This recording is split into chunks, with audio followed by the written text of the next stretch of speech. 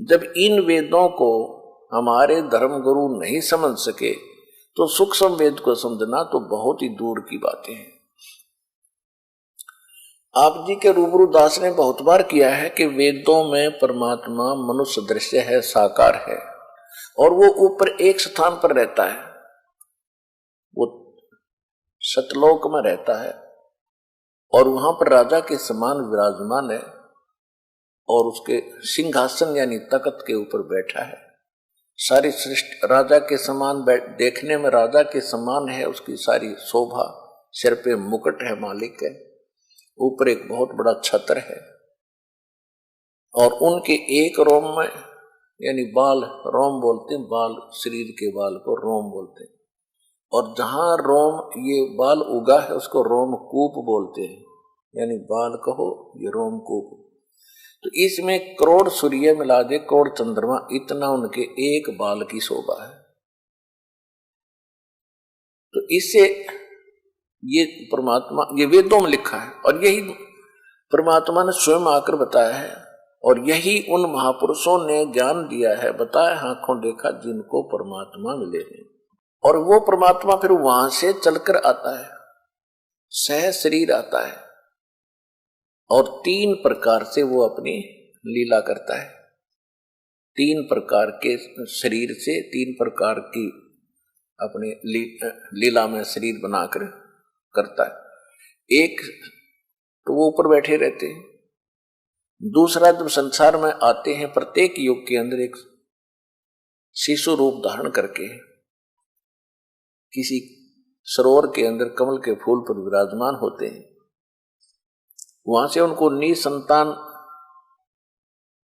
पति पत्नी दंपति उठा ले जाते हैं, वहां उनके घर उनकी परवरिश होती है और भगवान की परवरिश बाल अवस्था में कंवारी गायों से होती है, ऐसा हमारे वेद बताते हैं। ऋग्वेद मंडल नंबर 9 सूक्त 1 मंत्र 9 में ये प्रमाण है कि उस नवजात शिशु रूप में प्रकट परमात्मा की परवरिश की लीला कंवारी गायों के द्वारा होती है और फिर वो धीरे धीरे लीला में शरीर में बड़ा होते हैं तो छोटी सी आयु में ही वो परमात्मा बड़े बड़े विद्वानों के छक्के छुड़ा देते हैं ज्ञान में, क्योंकि वो आते ही ज्ञान बताने के लिए। तो इसी लीला में परमात्मा इसी प्रकार लीला करते हुए आज से 600 वर्ष पहले भगवान वो पूर्ण परमात्मा काशी के अंदर बनारस शहर में एक लहर तारा नामक तालाब था, उसमें कमल के फूल खिले हुए थे और लहर तारा तालाब जो है गंगा दरिया के जल से जो वर्षा के दिनों में ओवरफ्लो होकर के गौ घाटों पर से उतर कर एक सरोवर का रूप धारण कर लेता था और सारा साल उसका निर्मल जल रहता था। उसमें कमल के फूल उगे हुए थे, कमल के फूल पर आकर परमात्मा सतलोक से आकर विराजमान हुए और नवजात शिशु का रूप बनाकर वहां कमल के फूल पर वो विराजमान हो गए। इनके प्रत्यक्ष दृष्टा थे ऋषि अष्टानंद। अष्टानंद नाम के एक ब्राह्मण ऋषि थे, उसमें स्वामी रामानंद एक बहुत बड़े विद्वान माने जाते थे, वेद और गीता के पुराणों के। तो उनके शिष्य थे अष्टानंद जी। अष्टानंद जी प्रतिदिन उसी सरोवर पर स्नान करने के लिए जाया करते थे। गर्मी का मौसम था, ज्येष्ठ उतरते की पूर्णमासी, ज्येष्ठ सुदी पूर्णमासी को प्रतिदिन की तरह अष्टानंद भी अपनी साधना कर नहाकर स्नान करके साधना करने के लिए तत्पर थे। उधर से परमात्मा सतलोक से नवजात शिशु रूप में आ रहे थे। उनका बहुत ज्यादा तेज था, जैसे तारा सा टूटता है। अष्टानंद जी ने देखा कि प्रकाश इतना गजब का प्रकाश किस चीज का है। जो ही उसने चरम दृष्टि से देखना चाहा उसकी आंखें बंद होगी, इतना नूर था, इतना तेज था। जैसे हम सूर्य की ओर देखते हैं तो हमारी चरम दृष्टि सूर्य को के प्रकाश को सहन नहीं कर पाती, आंखें बंद हो जाती। बंद होने के बाद हमें परमात्मा की सूर्य का जो प्रकाश रहित आकार होता है, केवल वो दिखाई देता है। इसी प्रकार जब अष्टानंद जी ने ऊपर से आ रहे प्रकाश पुंज को देखा, उसकी आंखें उसको सहन नहीं कर सकी, आंखें बंद हुई, साइड में कर ली। तो क्या देखा कि उसने एक नवजात शिशु देखा, प्रकाश रहित शरीर उसका, और उसी का वो प्रकाश था।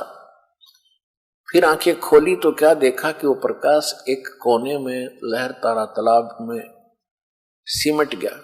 अंधेरा था, ब्रह्म मुहूर्त यानी सूर्य उदय होने से लगभग 1.5 घंटा पूर्व की बात थी पहले।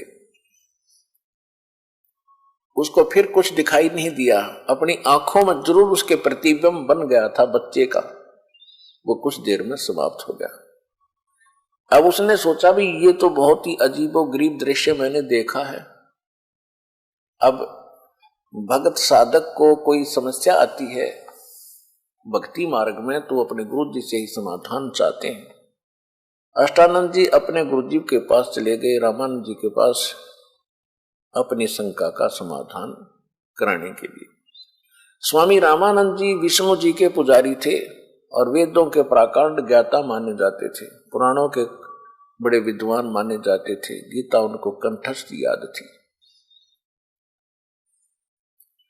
अब इन विष्णु जी के जो पुजारी थे वो पंडित स्वामी रामानंद जी, तो आज तो आप बहुत आसानी से समझ सकते हो कि फिर वो कितनी वेदों को समझा होगा और कितना उसने पुराणों को जाना होगा।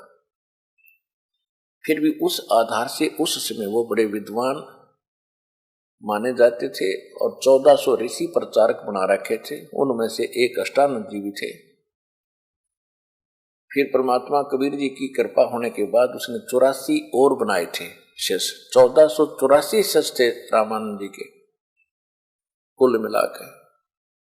तो कहने का भाव यह है कि रामानंद जी से अष्टानंद जी ने जाके अपनी शंका व्यक्त की कि आज मैंने ऐसे ऐसे एक आकाश से आता हुआ प्रकाश पुंज देखा, मेरी आंखें गुरुदेव सहन नहीं कर सकी, चरम दृष्टि बंद होगी। उसके बाद मैंने प्रकाश रहित एक शिशु देखा, प्रकाश रहित शिशु का रूप की वो प्रतिमा सी बन गई मेरे आंखें आगे, वो देखी मैंने प्रतिबिंब। ये क्या कारण है मालिक, मैं समझ नहीं सका। ये प्रकाश मैंने तो देखा, उसके बाद नवजात शिशु का आकार देखा, ये कोई मेरी भक्ति की उपलब्धि है या कोई मेरा वैसे भ्रम है। तब स्वामी रामानंद जी ने कहा कि ऊपर के लोकों से जब कोई अवतार गण आते हैं उनके ये लक्षण होते हैं, और यहाँ वो किसी काशी में किसी माँ के गर्भ में जन्म प्रवेश करेंगे, 9 महीने के बाद वो फिर बाहर आएंगे। अब स्वामी रामानंद जी को इतना ही ज्ञान था कि इनके भगवान माँ से ही जन्म लेते हैं, अवतार भी माँ से जन्म लेकर आते हैं। अब गुरुजी जो शंका समाधान कर देते हैं शिष्य के लिए फाइनल होती है। अष्टानंद का शंका समाधान जैसा रामानंद जी ने कराया वो कर दिया। उधर से एक नीरू नीमा नाम के एक मुसलमान जुल्हे थे, इसी जन्म में वैसे वो ब्राह्मणी थे। गौरी शंकर नाम था नीरू का, सरस्वती नाम था नीमा का। मुसलमानों ने उनको जबरदस्ती मुसलमान बना दिया था, जिस कारण से पहले वो शंकर जी के पुजारी होने के नाते शंकर जी की शिव कथा सुना करके वो अपना रोजी रोटी चला रहे थे। फिर ब्राह्मणों ने जब देखा, उन धर्म गुरुओं ने, ब्राह्मण जो पहले से ही गौरी शंकर से ईर्ष्या रखते थे, क्योंकि गौरी शंकर एक निस्वार्थ ब्राह्मण थे, निस्वार्थ कथा करते थे, किसी को बहकाते नहीं थे, ना श्राद्ध कर्म करते थे, ना किसी को मूर्ख बनाते थे, तुम पर करड़ाई है, इतने पैसे दे दो, इतने कपड़े रख दो। वो केवल भगवान की कथा सुना के अपना जो दक्षिणा आती थी उस दक्षिणा से अपना गुजारा कर रहे थे। फिर मुसलमान और दूसरे जो वो ब्राह्मण थे जो लोगों को ठगते थे, अपना रोजी रोटी चला रहे थे, वो उससे ईर्ष्या करते थे क्योंकि सभी उसके प्रशंसक बन गए थे। जिस कारण से मुसलमानों का दाव लग गया कि ये ज्यादा प्रचार गौरी शंकर कर रहा है हिंदू धर्म का, और क्यों ना इसको मुसलमान बना दे। और दूसरे जो धर्म गुरु हैं जो जनता को बहकाते हैं लड़ने मरने के लिए, वो पहले से इसके विरोधी हैं, वो कुछ करेंगे ही नहीं। और ऐसा ही हुआ। तो नीरू नीमा गौरी शंकर सरस्वती से उनका नाम बदल दिया, गौरी शंकर का नाम रख दिया नूर अली, उसको फिर नीरू कहने लगे। और सरस्वती का नाम रख दिया नियामत, उसको नीमा कहते हैं। ऐसे अपभ्रंश गांव में छोटे नाम बना लेते हैं। तो नीरू और नीमा नाम से वो प्रसिद्ध हो गए। तो नीरू नीमा निसंतान थे, उम्र 60 के आसपास हो चुकी थी। भले ही वो मुसलमान बन गए थे लेकिन फिर भी भगवान शंकर की याद उनको हमेशा बनी रहती थी। तो एक दिन नीमा ने विशेष उसी दिन स्नान कर, और उनको गंगा में स्नान करना बंद कर दिया, उस घाट पर जहां ब्राह्मण नहाते थे गंगा में। तो उनके लिए समस्या आ गई स्नान करने की, प्रतिदिन स्नान करना उनके लिए अनिवार्य था। तो वो भी स्नान करने के लिए प्रतिदिन उस लहर तारा तालाब पर जाया करते थे। जिस दिन परमात्मा वहां सतलोक से चलकर आए, कमल के फूल पर लहर तारा तालाब में प्रकट हुए, अष्टानंद जी ने उनको देखा। उसके बाद उसी दिन सुबह सुबह उसी वक्त उठकर वो दिल्ली आते थे ब्रह्म मुहूर्त में। तो नीरू नीमा दोनों अपने घर से चलते हैं कुटिया से। तो नीमा को पहले दिन कोई ऐसी संसारिक रिश्तेदार कोई उनके घर आ गई, उसने भी नीमा से पूछा कि आपके कोई संतान नहीं है? तो उसने कहा नहीं, संतान नहीं है। तो ये बात चली पड़ती है कि संतान तो होनी चाहिए थी, भगवान या क्या किया परमात्मा ने आपके साथ, कोई बच्चा है तो संसार में हिस्सा है, नहीं तो ऐसे ही दुखी होकर मर जाना है, ऐसा जन्म हुआ या ना हुआ बराबर है। तो जैसे संसार के विचार ऐसे ही होते हैं, लेकिन परमात्मा के अध्यात्म मार्ग के इसके विपरीत विचार होते हैं। यहां जिसके भी कोई संतान है, ये कोई वैसे नहीं है, लड़का है या लड़की है, ये नाता रिश्ता कोई जुड़ा है, ये पिछले संस्कार हैं, पिछले जन्म का आपने किसी का लेना है, किसी का देना है, वो पुत्र पुत्री रूप में आपसे प्राप्त कर रहे हैं। और जिनके संतान नहीं है वो फ्री हो चुके हैं, उनका कोई अभी किसी से लेना देना शेष नहीं है। यदि उनको भक्ति मिल जाती है वो तो बहुत आसानी से पार हो सकते हैं, बहुत ही आसानी से, उनको तो देर नहीं लगे। लेकिन हमारे संसार के विचार उनको इतने विचलित कर देते हैं, वो भक्ति तो भूल जाते, एक खीरट लगा लेते, संतान हो संतान हो संतान हो। अब वहां संतान भी नहीं हो सकती ऐसे कहने से, क्योंकि उनके भाग्य में नहीं। कहा कबीर परमात्मा पूर्ण ब्रह्म सतपुरुष की भक्ति परम संत उसके नुमाइंदे से लिए बिना, जैसे इस दास, यह दास आज के दिन विश्व में परमात्मा का वो कृपा पात्र दास है जिसके पास कंप्लीट भक्ति मार्ग है पूर्ण, और जो भगवान सुख देता है परमात्मा इस दास के माध्यम से आपको सारे देगा, कि उसका विधान है। जो इस दास के अतिरिक्त या परमात्मा आए थे उसके अतिरिक्त अन्य कहीं भी भक्ति भी कर रहे हैं और उनके कोई ऐसी आपत्ति है, जैसे संतान के ऊपर बात चल रही है, तो वो वहां तो संतान उनको मिलनी ही नहीं, और तो वो रट लगाकर फिर क्या करते हैं, कोई बच्चा गोद लेते हैं किसी का।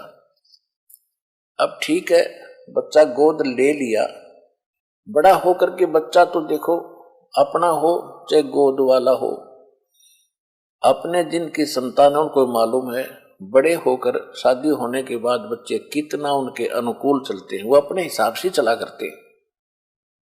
तो उसको अंत में जिन्होंने बच्चा गोद लिया है, अंत में उसका विवाह भी होगा, उसके बच्चे भी होंगे, वो वो फिर बूढ़ा बुढ़िया बाद में बैठकर रोते हैं कि देखा हमसे ये ऐसा व्यवहार कर रहा है, हमारा अपना बच्चा होता तो क्या ये ऐसे करता, यानी फिर उससे भी छक लेंगे वो, लास्ट में उससे भी तंग आ लेंगे। और फिर विशेषकर माई के मन में यह बात निकलती नहीं मन से कि भगवान मेरा अपना बच्चा होता, मेरा संतान नहीं हुई, इससे कसक में वह मर जाती है।